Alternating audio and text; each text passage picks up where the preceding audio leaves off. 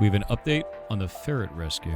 So at the end of this month or the beginning of next month, we're going to have what's called the CIM meeting. We're going to meet with the county. We're going to say, this is the building we're proposing. And then they say, hey, that's cool, or hey, that's not cool. We have everything we need to submit. We have our contracting company that's going to be putting together all the paperwork. Contracting company that we went with actually builds animal veterinary hospitals. That's what they already do, and other types of hospital facilities as well. So they're very well acquainted for the kind of building that we're trying to build, which is huge. So very happy with that. The other thing is, and this is kind of a shittier one, we did what's called a necropsy on Loki. So Loki was my ferret that died this last week.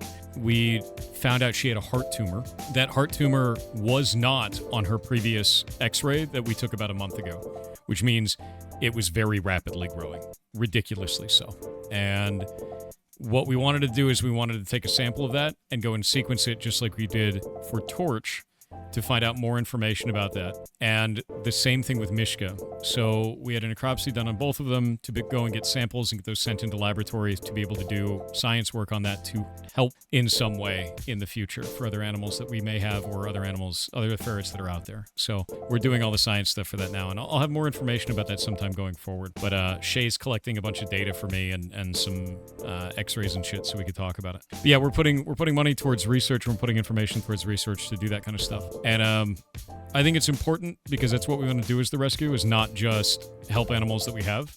We want to put money towards research and do things research-oriented to try and help fix these things.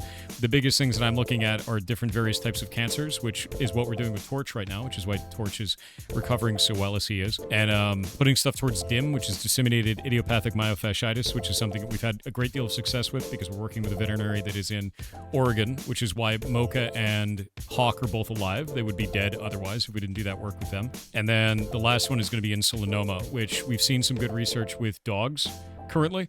And we want to go towards that and try to learn some more information about what they're doing for the dog research, and then throw money in the area that makes the most sense to try and help with that too. So those are the main objectives to the rescue after we get the building done. Yeah, Torch is winning right now. Basically, what happened with Torch is we sequenced the tumor that he has by sending in a sample to this company, and they actually said that it was the first ferret tumor they ever got, because people don't spend money on these animals. They just don't. And it was $1,700 to get that sequenced. So it's kind of a lot of money for a general person, right?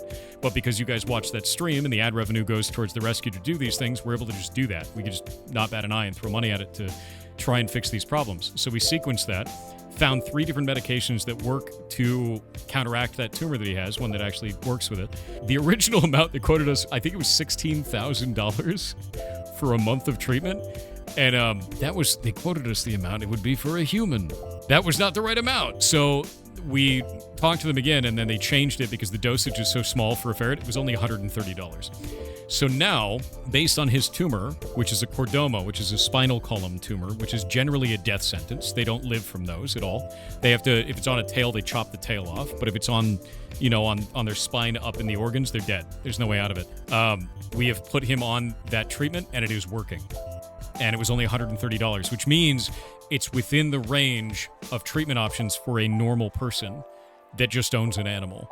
Which means going forward, if we get enough information about this, they can start recommending that to other people that have chordomas on ferrets, and that would save a lot of animals' lives. This is why we do the research. This is why we throw the money at it, to make sure that that becomes an option for others down the line, and it becomes an option for us, for the ferrets in our care down the line as well. And it's a big deal. 130 is a huge, huge deal. That's so cheap. So cheap. And the alternative is death. Like, chordomas are just death. And if you're wondering what a chordoma is, it's a spinal column tumor, so it's on the spinal cord.